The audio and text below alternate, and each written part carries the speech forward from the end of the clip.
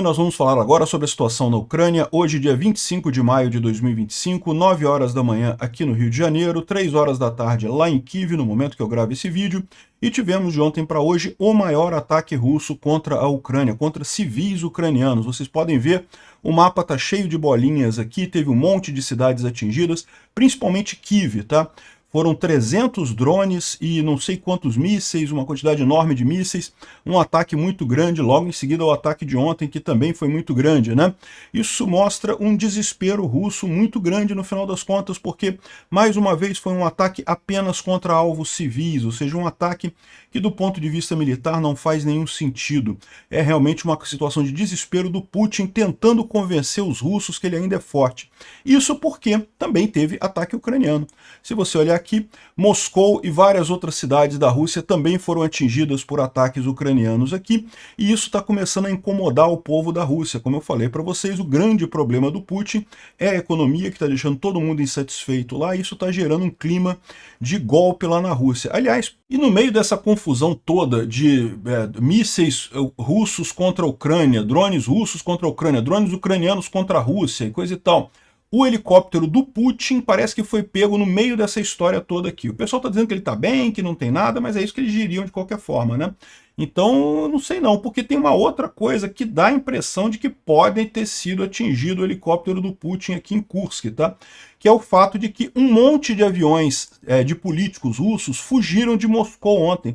Teve um monte de políticos saindo com o avião oficial do exército russo, fugindo de Moscou em direção a leste, que é tipicamente a rota que você tomaria se você quer fugir de briga, né? E, assim, de novo, é especulação, tá? A gente não sabe, não estou dizendo que o Putin morreu, pode ter morrido, pode ter acontecido, a gente sabe que o helicóptero estava no meio dessa confusão, e a questão toda é, se você tiver uma troca de comando na Rússia, vocês sabem que troca de comando em ditaduras são sangrentas, tá?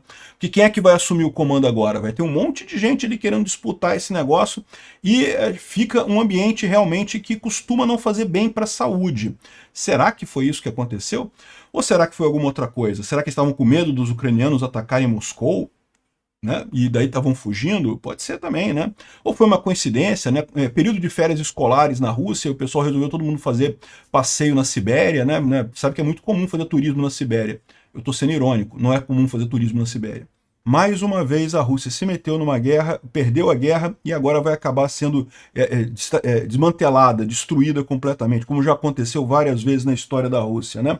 Bom, vamos falar sobre esses e outros assuntos em detalhes. Essas notícias foram sugeridas por Janja, é agente da CIA, Estação Verão e várias outras pessoas. Obrigado aí ao pessoal que sugeriu notícias lá no nosso site, no wrevolving.com.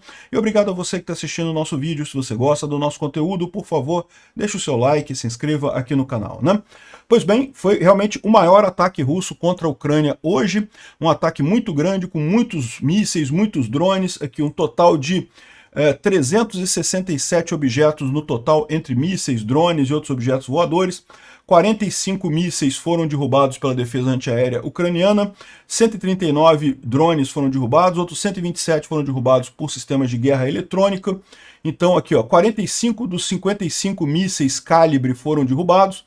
Os Iskander não foram derrubados, nem o Ra-22, nem os Ra-59, né? Mas dois deles não atingiram o alvo. Os drones 266 de 298 foram derrubados também. Ou seja, o nível de defesa antiaérea ucraniano está bem, eles conseguiram derrubar a maior parte dos mísseis e drones. Aqueles que não foram derrubados provavelmente são aqueles que foram para outros locais aqui. Ó, você pode ver que teve várias cidades atingidas aqui, de forma que a Ucrânia não tem defesa antiaérea em todo o território, né, lamentavelmente. Então, essa é a situação. Foi um ataque muito grande, realmente. Tem aqui as imagens dos drones em andamento e coisa e tal. Foi o maior ataque durante toda a guerra. E, mais uma vez, teve muito prejuízo aqui. Olha só essa imagem aqui, ó, do pessoal se escondendo numa garagem, né? Aqui o pessoal se escondendo na garagem aqui. E logo depois cai o cara se safou por pouco, né? O cara entrou na garagem e logo em seguida teve a explosão lá fora. E acabou aqui, o cara correndo aqui para entrar na garagem, entrou na garagem, logo depois teve a explosão do lado de fora ali. Realmente impressionante aqui o pessoal vendo mais explosões de mísseis e drones aqui do lado de fora, aqui também mais gente aqui em subsolo, né? Justamente o pessoal procurando abrigo ali em Kiev, né? Bom, aqui tem algum resultado da destruição que causou em alguns bairros. Você pode ver bairros residenciais, mais uma vez um ataque covarde contra civis sem nenhum objetivo militar. Isso daqui não afeta em absolutamente nada a capacidade militar ucraniana, causa dor na população, mas a única coisa que o Putin tira disso, o Putin gastou milhões e milhões de dólares para fazer esse ataque. Esses mísseis custam caro, esses mísseis não são baratos, não. Só você levantar o avião para lançar esses mísseis que foram destruindo casas em subúrbios da Ucrânia, isso aí custou milhões e milhões de dólares. A economia russa já está mal, o Putin está desesperado, fez isso só porque, se você pegar os jornais russos de hoje, só tem comemoração. Ah lá, destruímos a Ucrânia, destruímos Kiev, esses ucranianos têm que morrer mesmo, esse tipo de coisa. É comemoração dos russos por conta disso. É isso que o Putin quer com esse negócio, porque do ponto de vista militar não muda nada. Houve uma época que ele esperava que isso também causasse pressão da população ucraniana no governo, mas na verdade isso causa mais ódio aos russos, mais determinação no povo ucraniano de continuar lutando contra os russos, né? A única vantagem que o Putin tem nisso é agradar o público interno da Rússia, fazer as Russetes comemorarem, coisa e tal, o que é uma besteira, porque, de novo, Kiev é uma cidade enorme. Isso aqui está olhando aqui é uma rua destruída, né? Eu mostrei para vocês no meu vídeo que eu fui lá a Bucha e a Irpin, como é que Bucha também foi totalmente destruída. E quando eu tive lá, um ano depois, já estava tudo reconstruído de novo. Não tem problema não, isso aqui é trágico, é verdade, teve gente que morreu, infelizmente, mortes não tem como recuperar, mas construção, casa destruída, isso tudo vai ser reconstruído, isso não tem problema nenhum no final das contas. O Zelensky falando aqui que hoje os trabalhadores de resgate, né, estão trabalhando em mais de 30 cidades ucranianas e vilarejos depois do ataque massivo russo. Onde for necessário, o trabalho continua, serviços de emergência estão no solo, provendo assistência e apoiando as pessoas. Foram cerca de 300 ataques de drones lançados pela Rússia durante a noite, a maior parte deles Shahid. Além disso, quase 70 mísseis de vários tipos também foram lançados, inclusive mísseis balísticos. Os alvos foram Kiev e a região de Kiev, Zhytomyr, Helmninsk, Ternopil, Chernihiv, Sumy, Odessa, Poltava, Dnipro, Mykolaiv, Kharkiv e Cherkasy, né? Foram ataques deliberados contra cidades, ou seja, alvos civis, sem nenhum objetivo militar, mais uma vez. Prédios residenciais foram destruídos, danificados. Em Kiev, dormitórios da Universidade Histórica foram atingidos e também teve ataques em outros empreendimentos. Tragicamente, pessoas foram mortas, inclusive crianças. Meus sentimentos, né? Cada ataque terrorista russo é uma razão suficiente para novas sanções contra a Rússia. A Rússia está arrastando essa guerra e continua a matar todos os dias. O mundo pode parar durante o final de semana, mas a guerra continua, independente de dias de final de semana ou dias de semana. Isso não pode ser ignorado. O silêncio da América, o silêncio de outros no mundo todo apenas encoraja o Putin. Ou seja, um recado claro para o Trump aqui, né? Apenas com pressão verdadeira sobre a liderança russa, essa brutalidade pode ser parada. Sanções certamente ajudam. Determinação importa agora. E a determinação dos Estados Unidos, dos países europeus, de todos aqueles no mundo que buscam a paz. É o que eu sempre falo. Você tem que punir quem agride se você quer paz. Todo mundo quer paz, ninguém quer guerra. Mas se você não pune quem inicia a agressão, o que você vai ter vai ser sempre guerra, né? Essa guerra pode ser parada, mas apenas se aplicar força e pressão na Rússia. O Putin precisa ser forçado a pensar antes de lançar mísseis, mas não sobre lançar mísseis, mas sobre terminar a guerra, né? Enfim, é a situação, mais imagens de destruição aqui, pelo menos 12 pessoas foram mortas e outras 60 feridas nesse ataque durante a noite. Ou seja, de novo, é lógico que toda vida é inestimável, não tem como dar um valor para a vida, mas de novo, o Putin gastou milhões e milhões de dólares pela propaganda russa. Em termos de prejuízo para a Ucrânia, é um prejuízo enorme. As famílias afetadas, evidentemente, uma tristeza muito grande. Mas se ele está achando que isso vai, se alguém está achando que isso vai parar a Ucrânia, não vai mais nunca, né? 60 feridos, o pessoal continua buscando pessoas nos destroços. Entre os mortos tem três crianças de uma família em Zhytomyr. Realmente a mãe está em condição crítica, cerca de 80 casas foram danificadas. Muito triste isso aqui, ó. Mais imagens de outras cidades que foram atingidas também, como a gente falou. Além de Kiev, a região de Kiev teve várias outras cidades aqui. Destruíram 44 escolas, shopping centers, infraestruturas, enfim, em todo o país. essa é a paz da Rússia, né? Um absurdo isso daqui, realmente um absurdo. Bom, além desse ataque com mísseis e drones contra a Ucrânia, também ontem os russos fizeram um grande ataque com bombas Glide em Vovchansk, aqui próximo aqui na região nessa região aqui de Vovchansk, né? Aqui, vocês sabem, os russos planejavam tomar a cidade de Vovchansk rapidamente, coisa e tal, não conseguiram, foram parados por aqui e desde então têm tentado avançar e não conseguem, né? Os ucranianos retomaram toda a margem norte aqui do rio Vovka, e essa é a situação aqui. Os russos estão tentando retomar a iniciativa aqui, lançando grandes bombas planadoras, né? Enfim, mais de 50 mil tropas, inclusive forças de elite, estão na fronteira próximo de Vovchansk, ou seja, imagina-se que em algum momento os russos vão tentar uma nova ofensiva ali em Kharkiv. Bom, mas os ucranianos também fizeram mais um ataque grande com drones contra a Rússia ontem, tá? A grande diferença é os ucranianos visam exatamente instalações militares, instalações de fábricas, de indústrias.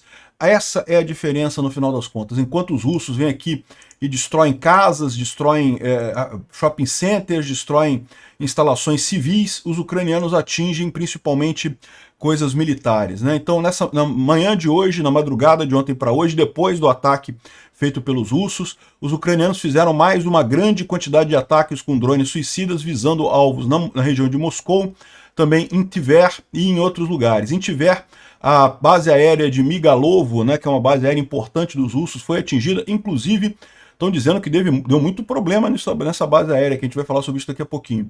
Em Moscou, houve reportes de drones sendo derrubados e explosões próximas em Podolsk, Demodovo e Ramenskoye, ou seja, essas três cidades aqui próximas de Moscou foram alvos de ataques de drones ucranianos de ontem para hoje. E a gente tem aqui algumas imagens, principalmente dessa unidade militar na região de Tver, essa base aérea na região de Tver, em que os locais reportaram várias explosões ali, né?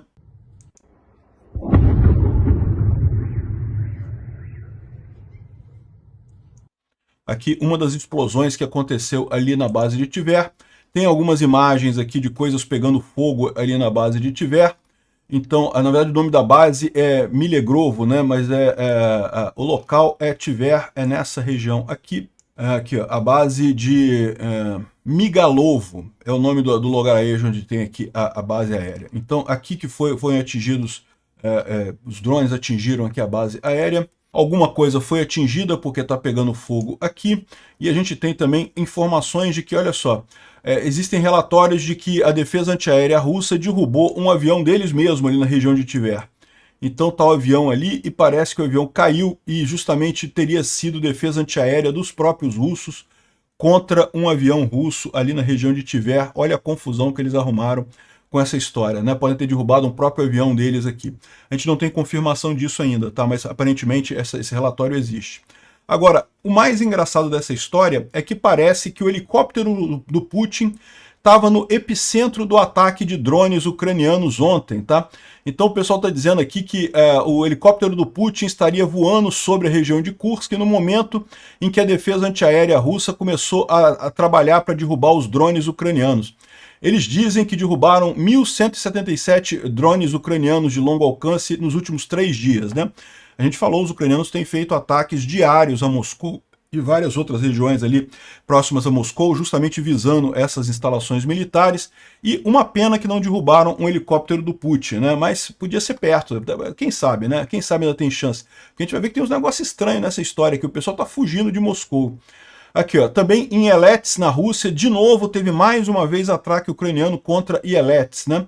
A Energia, que é uma planta militar que produz bombas e um monte de coisa, e também baterias para drones, né? Mais uma vez foi atingida essa noite. Está aqui também Urazovo, na região de Belgorod, também foi atingida a subestação mais cedo, deixando um monte de gente sem energia. E aqui, e teve esse daqui também que eu achei bem bacana, isso daqui, ó. Isso daqui foi no território de Zaporizhia, na região ocupada de Zaporizhia. A gente está falando aqui, ó, próximo de Tokmak, na região temporariamente ocupada de Zaporizhia, em Molochansk. Isso aqui é Ucrânia, e os ucranianos atingiram aqui um trem um trem de combustíveis russos que estava abastecendo as tropas ali, né? Então é um trem de combustível que foi atingido por drones, o trem estava caminhando aqui, foi atingido, foi destruído, pegou fogo ali, ou seja, consertar o trilho do trem é relativamente rápido, tá? Os russos vão consertar isso rápido. Agora, perderam o trem e vai dar algum trabalho, pelo menos alguns dias eles vão ficar sem abastecimento ali na região de Tokmak, né? Temos imagens da Energia lá em Yelets, aquela empresa que foi atingida, tem imagens aqui que realmente foi atingido, teve prédios aqui, alvos aqui, na empresa que produz ali baterias para mísseis Iskander, bombas guiadas e, bom, sofreu bastante dano aqui essa parte da produção aqui, ótima notícia, né? Bom, falando sobre outras coisas militares, os ucranianos estão testando um novo drone, o Kizilelma, que significa maçã vermelha em ucraniano, pelo que eu entendi. Posso ter entendido errado, não leva muito a sério não. Eu fico vendo um monte de gente falando sobre isso, de repente não estou sabendo direito. Mas enfim, é um drone que é de fabricação entre a Turquia e a Ucrânia. É o primeiro projeto conjunto da Bayraktar, né? A Baykar, que é o fabricante da Bayraktar, lá da Turquia, em conjunto com fabricantes ucranianos, produziu esse drone, que é uma versão do Bayraktar turbojato, ou seja, que seria muito mais rápida, poderia chegar a velocidades supersônicas e manter alta manobrabilidade, ou seja, pode ser manobrável com grande facilidade, né? Excelente notícia isso daqui. Vamos ver, esse ano ainda devem estar sendo usados já na linha de frente esses drones lá na Ucrânia, né? Outra novidade a Ucrânia tem usado balões de hélio para conseguir fazer roteamento de sinais e conseguir contornar as defesas, a guerra eletrônica russa, né? Vocês sabem o grande desafio da guerra eletrônica é como é que você faz para comunicar com o seu drone. O seu drone precisa de uma comunicação, tem várias maneiras de resolver isso, né? Uma delas é usar frequências diferentes. A guerra eletrônica consiste em um grande emissor de ondas de rádio totalmente embaralhadas em algumas frequências. Então o drone não sabe mais o que é sinal correto, o que é sinal embaralhado e acaba perdendo o controle. Outra alternativa é você usar a fibra ótica. Fibra ótica você consegue mandar comando sem ser por rádio, então você contorna também a guerra eletrônica, né? Outra alternativa é você usar repetidores. A guerra eletrônica, tipicamente, ela fica no solo, então se você consegue rotear o seu sinal pelo céu, ou seja, ele chegar por cima no seu drone, ele evita esse tipo de interferência no meio do caminho. Então a Ucrânia tem usado balões de hélio para fazer esses ataques lá, ou seja, você manda o sinal por balão de hélio, ele repete o sinal para os drones e aí o drone continua recebendo o sinal normalmente, mesmo sem ter a conexão direta, né, de linha visada. Então mais uma novidade que os ucranianos estão fazendo aqui, né?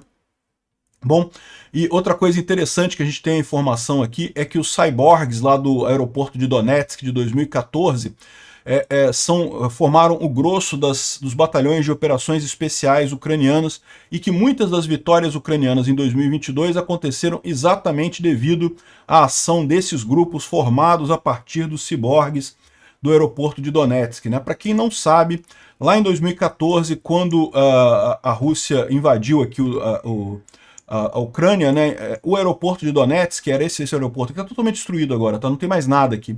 Mas esse aeroporto aqui ficou justamente na divisa, né? Então os ucranianos conseguiram resistir nesse aeroporto aqui por muito tempo contra a invasão russa aqui em Donetsk. E os soldados que ficaram aqui resistindo no aeroporto receberam o nome de cyborgs, né? Porque ficaram vários meses resistindo aqui. Finalmente a Rússia conseguiu ocupar o aeroporto, né? Mas foi justamente o fim dessa guerra aqui. E essas pessoas com essa especialidade agora que têm feito os grandes grupos, por exemplo, foram responsáveis pela libertação da Ilha das Cobras em 2022, as batalhas por Hostomel e Kharkiv. Então, ou seja, tem a experiência desse pessoal por trás. Eles são os grandes coordenadores dessas equipes agora, né? Bom, o Instituto para Estudo da Guerra fala sobre o grande ataque combinado de drones e mísseis da Rússia, mas ele está falando do ataque que teve ontem, tá? Ele não está falando do ataque que teve hoje. Lembra que o Instituto para Estudo da Guerra, ele está sempre um dia defasado. Então, ele está falando aqui do dia 23 para o dia 24, teve um grande ataque russo contra vários lugares, um dos maiores ataques feitos. Hoje Teve mais um ataque maior ainda, o maior ataque desde o início da guerra, de ontem para hoje. Então, realmente, mais uma vez aqui, um monte de coisa atingida. Mas, de novo, a Ucrânia continua também atingindo os russos. E a Ucrânia atinge as coisas que doem, atinge empresas, atinge instalações de químicas, enfim, os russos ficam atingindo civis só para conseguir comemorar na internet, né? Bom, e foi concluída hoje, ou de ontem para hoje, foi concluída aquela troca de 1.000 prisioneiros, né? Foram mais 303 defensores ucranianos que voltaram para casa. Com isso, foi o terceiro estágio e completou a troca de 1.000 por 1.000 prisioneiros de guerra. Sempre uma boa notícia isso daí. Mas aquele negócio, ainda tem muito prisioneiro de guerra ucraniano na Rússia. Infelizmente, a Rússia não aceitou a troca de todos por todos, porque não poderia resolver esse problema. Enfim, não deixa de ser uma boa notícia, né? As famílias tiveram acesso aí de novo aos seus entes queridos. Agora, uma coisa estranha, né? Como eu falei para vocês, tem alguma coisa muito estranha acontecendo na Rússia.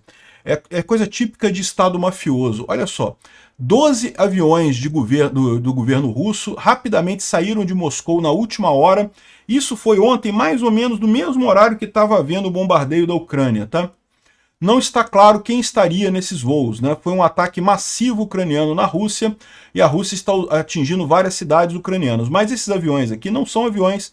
Você pode falar que não, que eram aviões para lançamento de bombas. Não, não, não. Esses aqui são aviões do governo russo, tá vendo? São aviões de passageiros, né? De alto luxo. É o pessoal da elite do governo russo. E todos eles saíram de Moscou em direção ao leste, ou seja, foram todos para o leste, todos saindo de Moscou. Muito estranha essa história. Foram 4 Tu-154, um Il-62M, um conjunto de Tu-134, um Tu-214, um AN-148 e um Il-76MD, todos eles da Força Aérea Russa, tipicamente usados para transporte de políticos e personalidades e generais e coronéis do exército, e todos eles saíram de Moscou em direção ao leste, né? Isso tudo acontecendo ao mesmo tempo que um grande ataque de drones russos na Ucrânia e um ataque de drones ucranianos na Rússia, tudo ao mesmo tempo, e ao mesmo tempo que pegou o helicóptero do Putin no meio do caminho, segundo estão dizendo ali em Kursk. Os russos dizem que não teve nada, que o Putin, né, foi um susto só, ele pousou o helicóptero, está tudo certinho, não teve nada e coisa e tal. Mas não é estranho isso, porque uma possibilidade para esses aviões todos estarem fugindo aqui de Moscou é que vocês sabem que transição de poder em ditadura costuma ser sangrenta, tá? É só olhar a história da Rússia, né? Olha o Stalin. O Stalin, quando tomou o poder lá em 1921, né? Logo em seguida ele veio e fez a grande purga, né? Todo mundo que era contrário a ele mandou decepar todo mundo, matou gente pra caramba lá na Rússia. E aí o pessoal pode ter esse problema. Outra coisa que pode ter acontecido é justamente o contrário, né? Quem garante que o ataque de drones russos contra a Ucrânia não visava exatamente derrubar o helicóptero do Putin? E a gente já está vendo aqui um golpe em andamento lá na Rússia, né? E o pessoal fugindo, porque lógico, quem não tem a ver com o golpe, é melhor fugir, né? Se você não está no golpe, é melhor fugir. Sempre dá problema esse negócio de golpe, né? Enfim, não sabemos o que é, vamos aguardar. Por enquanto, vamos aguardar ver quanto tempo leva para o Putin aparecer e se vai ser um dublê dele ou se vai ser o Putin mesmo, né? Vamos ver o que vai acontecer a partir daqui. Olha só, 9 aviões do governo russo foram vistos indo em direção ao leste, alguns pararam em Samara e Kazan. A capacidade dessas aeronaves todas é suficiente para evacuar todo o governo russo. Algumas dessas aeronaves desligaram os transponders, ou seja, elas começaram a ir para leste e desligaram o transponder para não saber nem para onde é que estão indo, né? O que está acontecendo, né? Estamos todos especulando o que está acontecendo. Mataram o Putin, é isso? Já está tendo a transição de poder lá na Rússia? Vamos aguardar, né? Outra possibilidade também é a situação ter ficado insustentável economicamente, né? A gente tem falado para vocês que a economia russa está muito ruim, que o Putin está se equilibrando lá, né? Você vê aqui, esse tweet aqui é do dia 16 de março, já tem algum tempo. Desde então a Rússia parou de publicar um monte de indicadores, né? E você vê aqui a economia russa só entrando num buraco aqui, ó. E aqui, ó, mais uma vez, a questão do crescimento econômico da Rússia. Caiu muito durante 2022, no início da expansão, com as sanções, depois eles deram um jeito de manter aqui na base da economia de guerra, mas agora nem a economia de guerra está dando mais, né? Chega uma hora que nem a economia de guerra resolve mais. Pode ser que a situação já tenha degringolado totalmente lá na Rússia. Aqui, ó. Número de bancarrota, né, de falência na Rússia aumentou 35%. Uma em cada 6 empresas russas está em processo de falência nesse momento. Para você ver como é que é a economia de guerra. É lógico, as empresas bélicas, né, de fabricantes de armas, estão bem pra caramba, não tem problema, mas o resto da economia está quebrando totalmente. País nenhum aguenta muita economia de guerra por muito tempo, né? Você acaba quebrando a economia normal. Ó, a Federação Russa baniu transferência de dinheiro de mais de 100 mil rublos por mês. Então você não pode transferir mais dinheiro da sua conta, mais de 100 mil rublos por mês. Isso é controle de capital mesmo, igual a Haddad está querendo fazer aqui no Brasil. Você começar a segurar o dinheiro das pessoas, não pode transferir não. É típico de países que estão caindo aí, que já estão indo para a bancarrota completa. E agora teve a informação de que o Kremlin proibiu empréstimos pessoais. Os bancos não podem fazer empréstimos pessoais lá na Rússia, justamente porque tem que emprestar para o governo, né? O governo está precisando de dinheiro, os bancos têm que emprestar para o governo, não podem emprestar para as pessoas mais, e com isso tá acabando com um monte de gente em default, né, em falência, e as falências estão explodindo por lá. Isso não é reforma, isso é colapso. É o que traz aqui o Jason J. Smart, que fala sobre economia lá na Rússia. Bem interessante, ele tem um canal no YouTube também, recomendo o canal dele também, né? Ou seja, pode ser isso que a gente está vendo, a economia quebrando totalmente, o pessoal brigando com Putin e o pessoal fugindo porque deu merda no regime lá. Vamos ver quanto tempo dura esse regime russo, né? E o Raw Story está trazendo aqui que esse bombardeio ucraniano, esse bombardeio da Rússia contra a Ucrânia, a destruição de Kiev aí dos últimos dias, é uma mensagem para o Trump, tá? É uma mensagem para dizer para o Trump, não, que olha só, a gente está forte, não estamos nem aí para seu pedido de paz e coisa e tal, mandou uma mensagem para o Trump. E o Trump aparentemente aceitou caladinho, não vai fazer nada, ele já viu que não consegue fazer nada com o Putin. O que eu espero só é que ele esteja tomando nota, porque como eu falei para vocês, essa guerra ainda vai continuar por um tempo e eu acredito que o Trump vai acabar mudando de ideia, vai acabar vendo que a única alternativa que ele tem é ajudar a Ucrânia. Não vai mudar de ideia por convicção não, tá? O cara é um idiota completo. Vai mudar de ideia porque não vai ter alternativa. Os republicanos no Congresso e no Senado vão forçar ele a isso. Bom, o Sibirra, que é o ministro das Relações Exteriores ucraniano, falou sobre isso. Quando o mundo pede para a Rússia parar as mortes, o Putin ordena mais ataques, inclusive matando crianças, né? E é muito importante ressaltar a diferença, né? Os ataques ucranianos contra a Rússia foram visando empresas e instalações militares, bases aéreas, esse tipo de coisa, que são alvos legítimos numa guerra, né? Os ataques russos na Ucrânia é contra a população civil mesmo, eles não estão nem aí, eles querem causar dor nos ucranianos para alegrar a população russa. A preocupação do Putin é ele manter a cabeça dele em cima do pescoço, né? E aí ele quer agradar o povo russo, o pessoal lá que está lá na Rússia. Vamos ver se dá certo esse tipo de coisa. Agora, o problema mais uma vez, ele pediu pressão global na Rússia para concordar com um cessar-fogo e também botar sanções na Rússia, a mesma mensagem do Zelensky, né?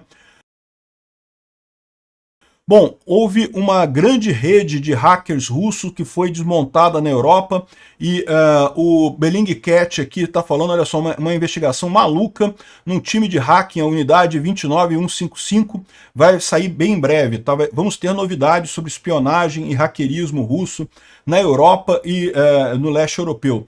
Um monte de gente já foi pega aqui, bem interessante isso daqui. O Christo Grozev é o cara daquele site, o Bellingcat, que faz investigação sobre espionagem russa e coisa e tal. Eu recomendo muito o site dele. O próprio Christo Grozev tem uma posição muito bacana aqui. Ele que destrincha essas redes de espionagem russa aí no mundo todo, bem interessante, né? E por falar nisso, vocês sabem que alguns dias aqui no Brasil saiu uma reportagem lá no New York Times falando sobre o Brasil sendo usado como berço de espiões russos e coisa e tal. E eu falei para vocês, né, a reportagem do New York Times tentava dizer que a Polícia Federal estava fazendo um trabalho bacana, estava desvendando, e o que eu falei para vocês na época? Que não é a Polícia Federal fazendo isso. Eles estavam querendo encher a bola do pessoal que está investigando o, entre aspas, golpe do Bolsonaro, que não teve golpe, coisa nenhuma. Eles queriam encher a bola desse pessoal da Polícia Federal, né? E o próprio Lewandowski entregou aqui, o ministro Lewandowski nega a espionagem russa em larga escala no Brasil, não porque não teve nada disso, não, que é mentira. Assim que a gente vê o quanto a espionagem russa está infiltrada no Brasil, né? O Lewandowski certamente está nessa parada, o Lula certamente está nessa parada, o Lula estava lá em Moscou agora recentemente, é o que eu falo para vocês, temerário o que acontece aqui no Brasil, né? Bom, a Europa está conversando com os Estados Unidos para comprar armas para a Ucrânia. Já que o Trump não quer fornecer armas para a Ucrânia, a Europa compra as armas dos Estados Unidos e entrega para a Ucrânia, porque a Europa não tem capacidade de produção suficiente para armar a Ucrânia e está querendo aumentar também a produção para armar os próprios países da Europa, então compraria dos Estados Unidos para armar a Ucrânia. Acho que vai ser uma coisa bacana, tomara que funcione isso daqui, né? É muito importante isso. Bom, uma coisa curiosa aconteceu no debate presidencial lá da Polônia. Você sabe que tem dois candidatos, ambos são pró-Ucrânia, tá? Nenhum deles é pró-Rússia, não. Mas o Nawrocki, ele é um pouco menos pró-Ucrânia. Ele tem algumas ligações e ele fala como que é a reparação histórica da Ucrânia e coisa e tal. Em determinado momento do debate, o outro candidato aqui, que é o bonzinho, estava falando, e ele fez aqui, ele deu uma cheirada em alguma coisa ali, e ficou estranho. Isso deu muito o que falar, todo mundo falando, que negócio é esse que esse cara tava cheirando? Ele disse que é rapé, tá? Rapé é um pozinho de tabaco. Aqui no Brasil isso já foi muito comum. Eu confesso que eu nem sabia disso, nunca vi. Mas dizem que na época dos nossos avós e coisa e tal, ainda tem muita gente hoje em dia que ainda cheira rapé. Pó de tabaco, você cheira esse negócio e, sinceramente, nunca tinha visto, né? Enfim, ele disse que é isso que ele está cheirando, mas é uma coisa meio estranha, né? Ficou muito estranho isso ele fazer no meio do debate, até porque você sabe, tem um outro pó que o pessoal costuma cheirar também por aí, e que justamente é muito usado por pessoas que vão fazer debate, coisa e tal, porque aumenta a sua autoestima, aumenta a sua confiança, né? Então esse outro pozinho branco que o pessoal costuma cheirar por aí, faria muito mais sentido ele cheirar esse outro pó num debate do que cheirar rapé, mas, de novo, eu não entendo nada desse assunto, né? Bom, outra coisa que a CNN está trazendo aqui pra gente, exclusividade da CNN, mensagens mostram ordens russas para matar soldados ucranianos rendidos, ou seja, os crimes de guerra russos não são meros acidentes, não é mero caso de um soldado que vai lá e acaba matando o prisioneiro de guerra, não, é ordem mandada de cima, é ordem do regime russo, do Putin mesmo, a morte de soldados. Um absurdo isso, né? Obrigado por assistir o vídeo até o final. Se gostou do conteúdo, não esqueça de deixar o seu like, isso ajuda o canal a crescer e a chegar para mais gente. Se não gostou, deixe o dislike e explique nos comentários como podemos melhorar. Comente também sugestões de temas que podemos trazer por aqui. Comentários insultuosos ou defendendo ditaduras e criminosos de guerra serão sumariamente bloqueados. Agradeço a compreensão. Se ainda não é inscrito no canal, considere se inscrever clicando no botão inscrever-se abaixo e marcando a campainha para todos os avisos.